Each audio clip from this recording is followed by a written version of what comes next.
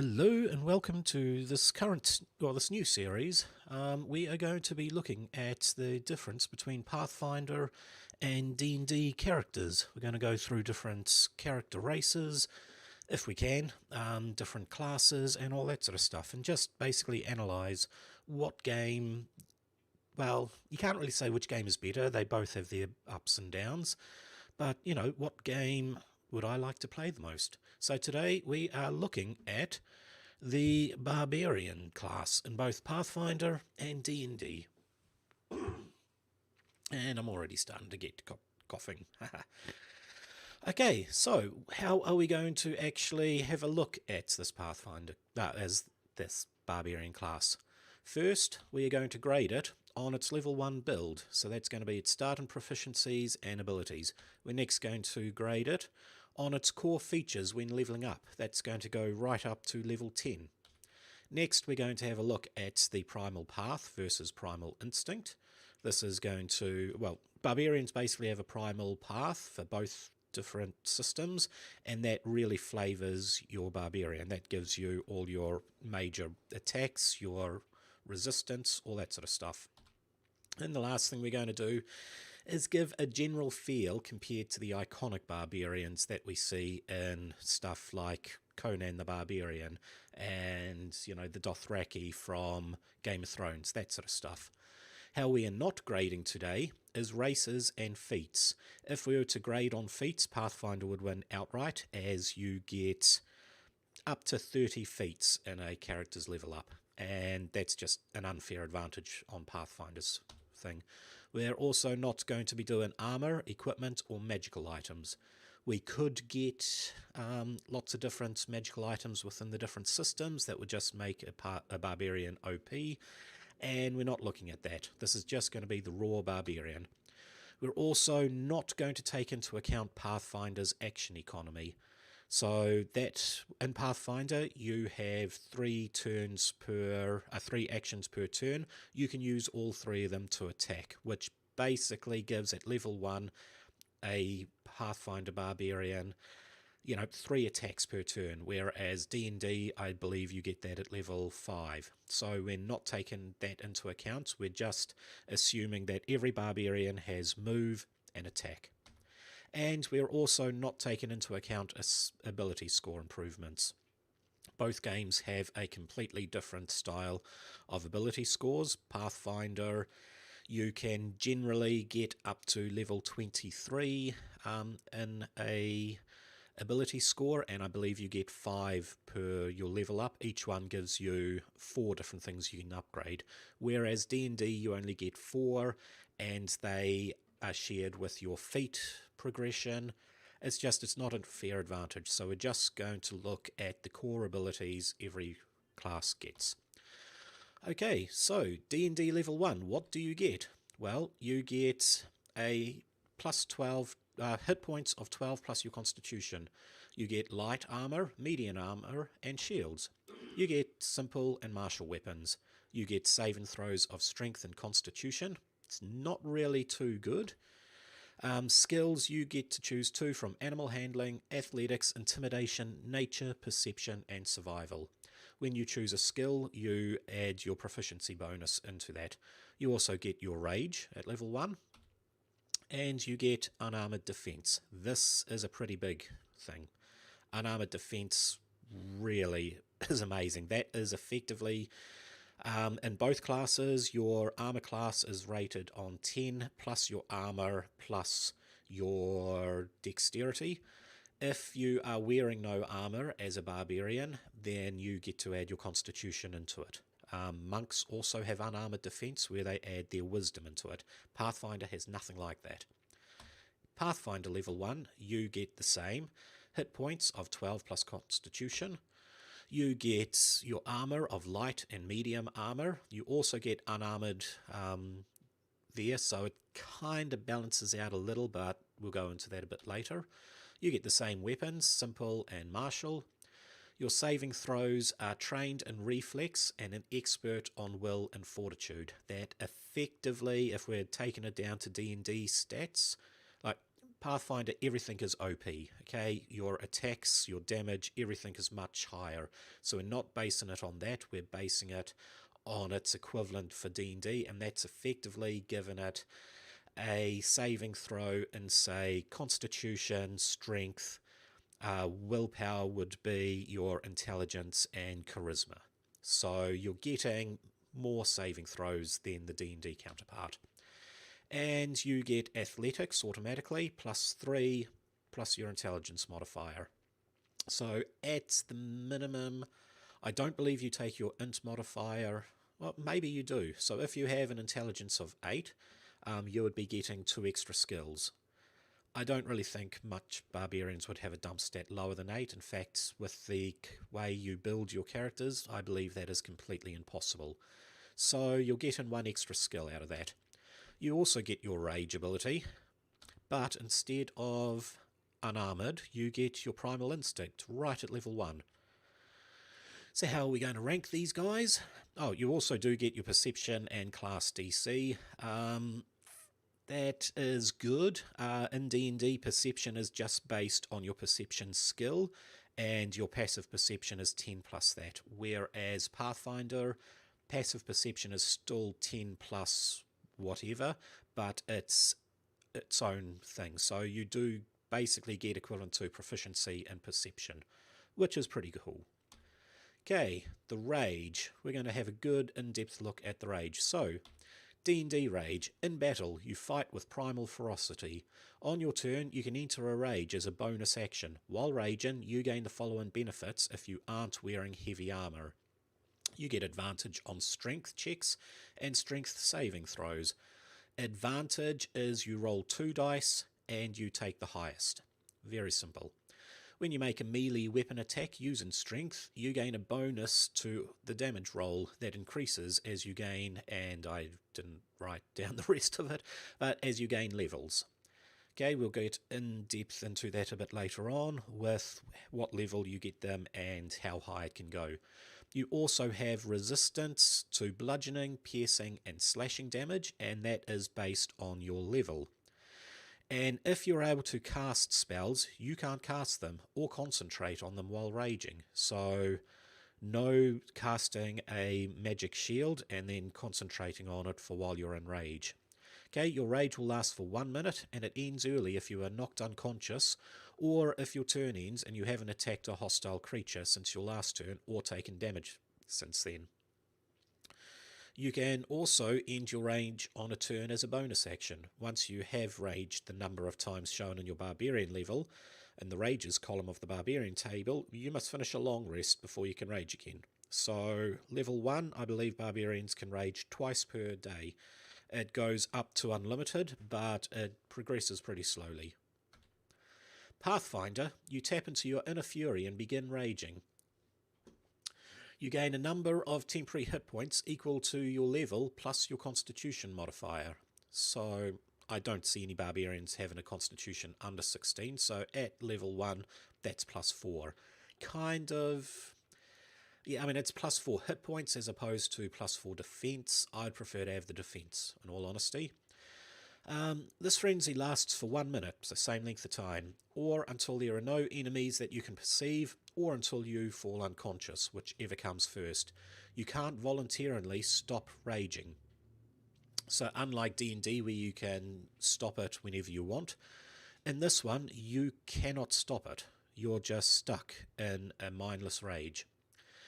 Okay, while you are doing it, you deal 2 additional damage with melee weapons and unarmed attacks. This additional damage is halved if your weapon is... if your weapon or unarmed attack is agile. Sorry, I read that wrong a bit. So weapons in Pathfinder have a trait. Agile basically means with the action economy you can attack 3 times. However, your second attack is done at a -5 to hit, and your third attack is -10. Agile weapons up that. They are light and they're able to attack multiple times, so that becomes -4 and a -8. What this is saying is if you're using a light agile weapon for multiple attacks, your damage is actually halved. You take a -1 penalty to your armor class, and you can't use actions with the concentrate trait unless they also have the rage trait. You can seek while raging. After you stop raging, you lose any remaining temporary hit points from your rage, and you can't rage again for a minute. So this effectively lets you rage, you have to calm yourself for a minute, and then you can go back into a blind rage. That's pretty good compared to only twice per day. Now, it looks like on paper it means you can cast spells, because D&D quite clearly says if you could cast spells, you can't cast them or concentrate. And all Pathfinder says is you can't do anything with the concentrate trait. However, if you have a quick look at the rules, and by quick I mean an in-depth look at the spellcasting rules, concentrate is kind of broken into two things. If a spell has a duration and it has the concentrate tag in it, that means when you cast the spell, you can choose to concentrate and extend the spell for the duration. However, what it doesn't say is the somatic, verbal, and item components of spells. They all have traits themselves. So if you have a material component or a somatic component, that basically means you are adding an item to your spell, or you are waving your hands wibbly wobbly like. That actually adds the manipulate tag into any spell with somatic or material components. If you have the verbal component, that actually adds the concentrate tag to any spells. And I had a quick peruse in the spell book. I could not find a single spell that didn't have a verbal component into it, which means technically, while it doesn't say it, you can't cast any spells. Okay, so on paper it looks better. In reality, if you actually do an in-depth look into the rules, the rage is a little weaker. I don't like the fact that you are taking an armor class penalty. It's sort of, you deal the same amount of damage effectively, and you still can't cast spells. It's just written horribly. The bonuses with Pathfinder are obviously you don't have to attack or take damage to remain in rage, and you can do it a lot quicker. So, let's have a look at level 1. You get hit points. I'm going to give it to both D&D and Pathfinder because it's a draw. They're exactly the same. Armor. D&D and Pathfinder, exactly the same. Weapons, once again, D&D and Pathfinder. They are both, they're the exact same weapons. There's no contest, it's a draw. Save and throws and skills, I'm actually giving that to Pathfinder. I'm not taking into account the fact that Pathfinder has so many more skills with it, or feats that go into it. I'm taking into account the saving throws bonuses. Pathfinder has way better saving throws through and through. Rage, I'm actually going to be given Rage to D&D. I just feel the D&D Rage is just a lot better all round. Pathfinder does get better depending on your class. However, at level 1, the D&D Rage, just as it's written, just feels a lot better. You don't have negatives onto it, and it feels more like a Barbarian's Rage. And then unarmored defense versus instinct. Well, D&D gets an instinct about 2 levels later. However, Pathfinder doesn't have unarmored defense. They kind of have expert level in defense, which kind of mitigates it, but it's just the whole feel of a barbarian is you charge in a loincloth with a big giant axe and you smash things.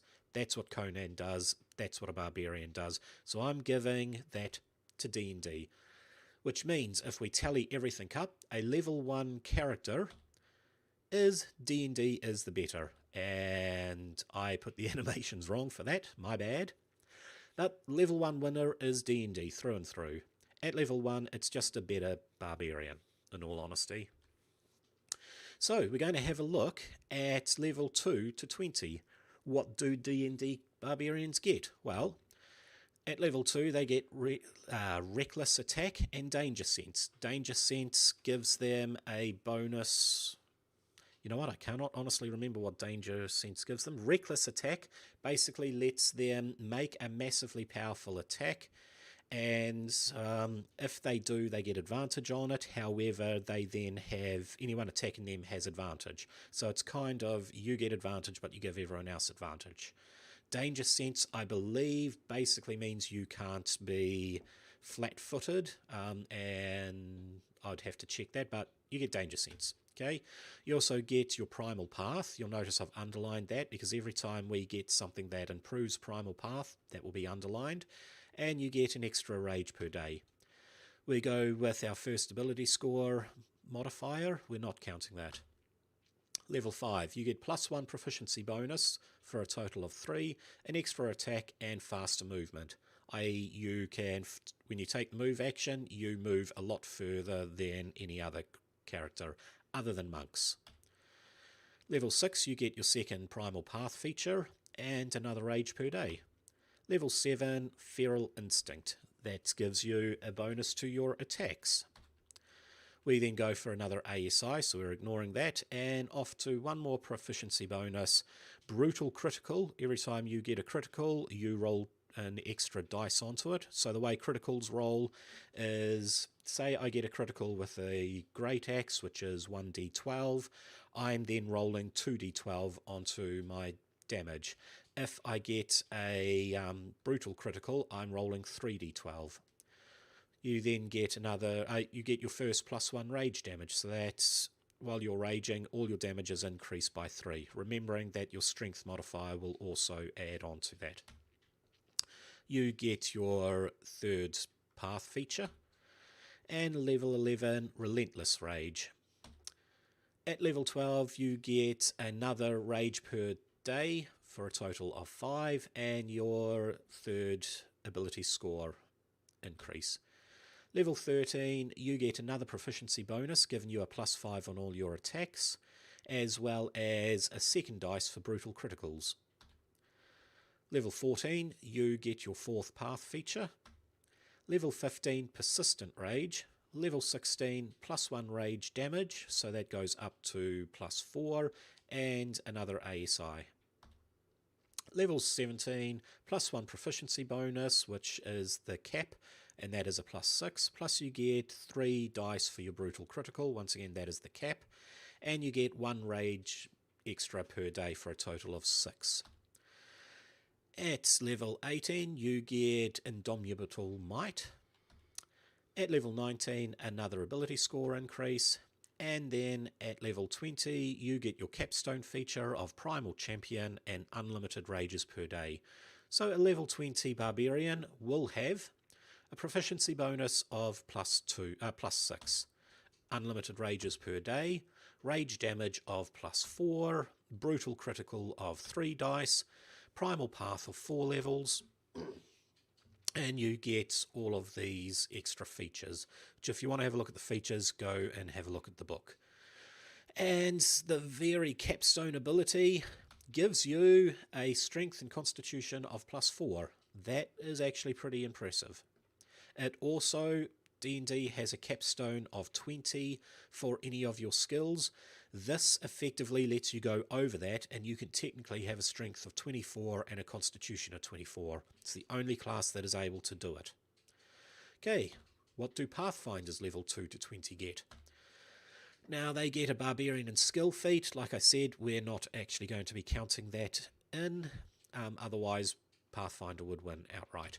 At level 3, we get Deny Advantage. It is basically the same as the Barbarian for D&D's level 2 ability. This basically means you can't be flat-footed or caught off guard. You get another Barbarian skill feat. These happen every even level. Level 5, you get Brutality. We're then getting an ability score, an ancestral feat, and a skill increase. We're not counting those, but we are going to count Brutality. Then we get more Barbarian feats. We get Juggernaut. That gives us better armor and reflex, I believe. We also get weapon specialization, so that is going to start increasing. That's effectively the same as our bonus damage. That will change depending on our primal path. More of the same at level 8. Level 9, lightning reflexes. This gives our reflex saves, which will be dexterity. I don't really know dexterity and maybe... Yeah, I don't know what... It's basically a dexterity save increase. We also get raging resistance, which gives us a bonus armor class, or not so much a bonus armor class, a bonus damage compared to what we usually would have. So that is, I believe, if you go the superstition path, which is the Mage Hunter Barbarian, you effectively get a plus your level, I believe it is. So this will be plus 9 on any spells cast at you. Any spell that hits you, you take 9 damage off automatically. Okay, level 10, more ability boosts, barbarian feats and skill feats. Now we get Mighty Rage. Level 12 the same. Level 13, Greater Juggernaut. So our armor, our willpower, that sort of stuff's going up. Medium armor expertise. That will also give us our light armor and unarmored expertise, which puts us on a path with unarmored defense, but only at level 13. And Weapon Fury. This has given us even more damage when we rage. More of the same there.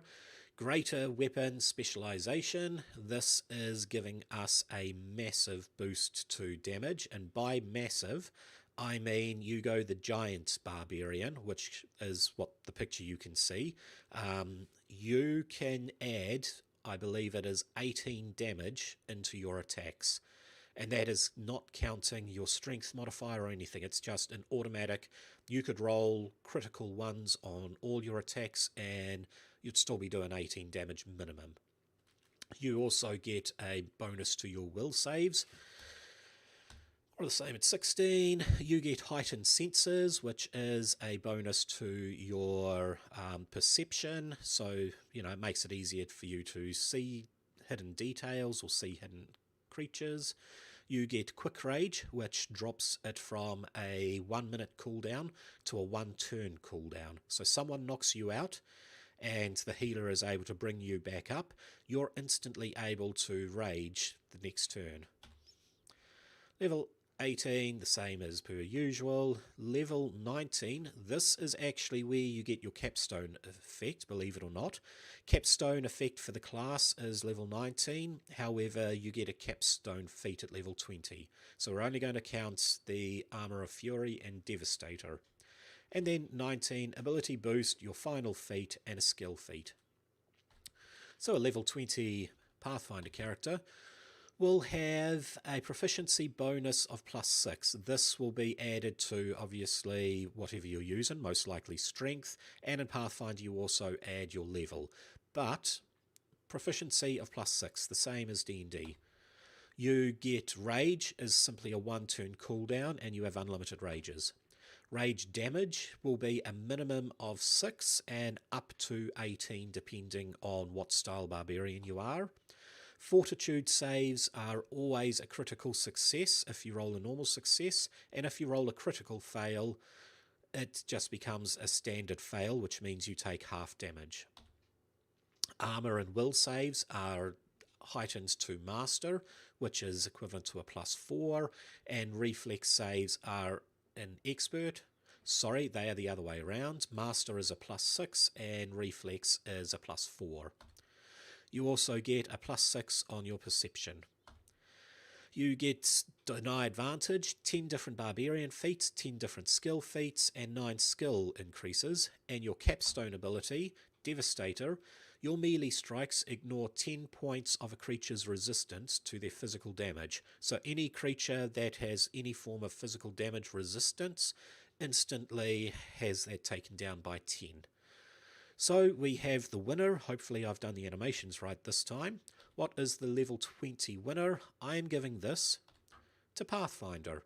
It just feels at the higher levels like a better barbarian. You can rage more often, you can rage quicker, you have way more damage, and you have, you can no longer fail on reflex saves. Was it reflex saves? But you've got a save that you just can't fail on. That's pretty cool. Okay, the next capstone we are looking at are the primal paths versus the primal instincts. So, D&D, we get the following primal paths: Ancestral Guardian, Berserker, Totem Warrior, Battle Rager, Storm Herald, and Zealot. Pathfinder gets the following instincts: Spirit Instinct, Fury Instinct, Animal Instinct, Dragon Instinct, Giant Instinct, and Superstition Instinct. Now, you can't really, in all honesty, judge them. There are a few. Ancestral Guardian is kind of like Spirit Instinct. Berserker is kind of like Fury Instinct. Totem Warrior is kind of like Animal Instinct. But we're not going to judge them against each other. That's just impossible. What we are going to do is we're going to have a look at the style, the power, and the feel of them. So this isn't going to be one versus one. This is going to be all up, okay? So the style, I honestly prefer D&D for the style.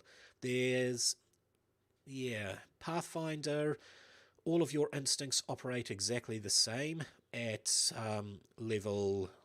one level, you get your weapon specialization, so your damage goes up. At another level, you get your resistance will go up, and then yet another level, your damage goes up. And that's kind of all it is. A couple of them let you change the damage type, but they're all the same. They don't have unique feels to them. Whereas, a Storm Herald or a Zealot or a Totem Warrior, they feel like completely different warriors. So playstyle, I am going to give that to D&D. Power, however, I'm giving that to Pathfinder. Pathfinder, stuff like the Giant Instinct, that just annihilates power-wise. Dragon, they're all so much more powerful than the other one, and that's even taken into account, the power difference between D&D and Pathfinder. Just going to take a drink.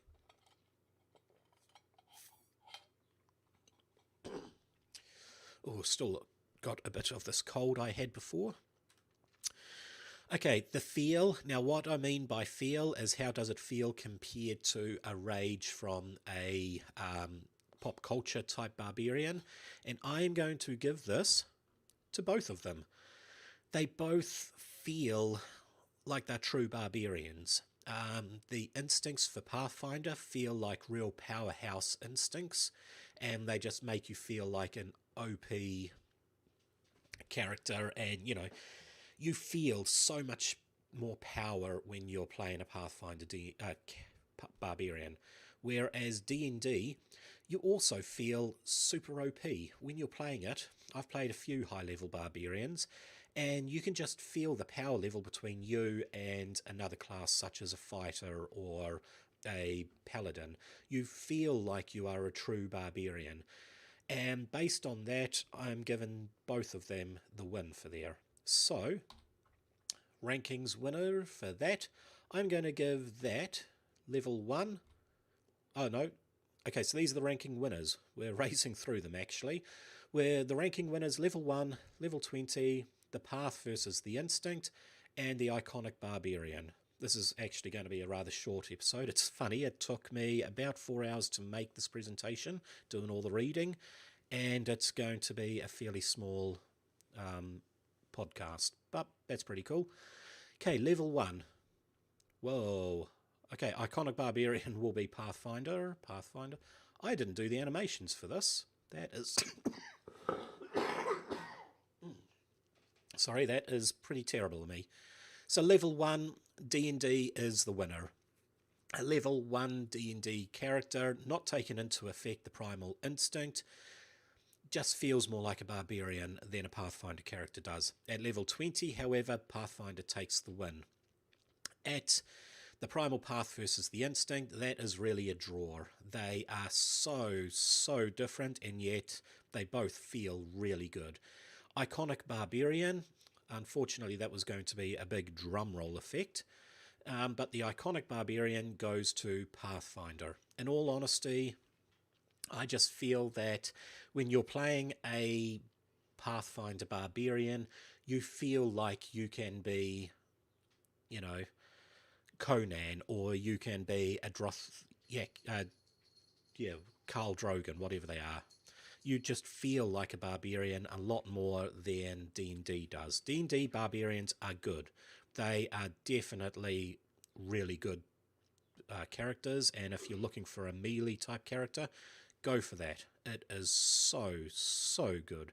However, Pathfinder just better. So the overall winner for today's little show is Pathfinder.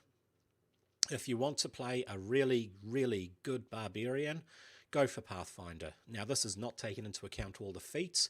If you were to take into account all of the feats, then you're actually going to be able to create ridiculous builds. I've created, I play a lot of Diablo, and my favourite class in Diablo is actually the Barbarian.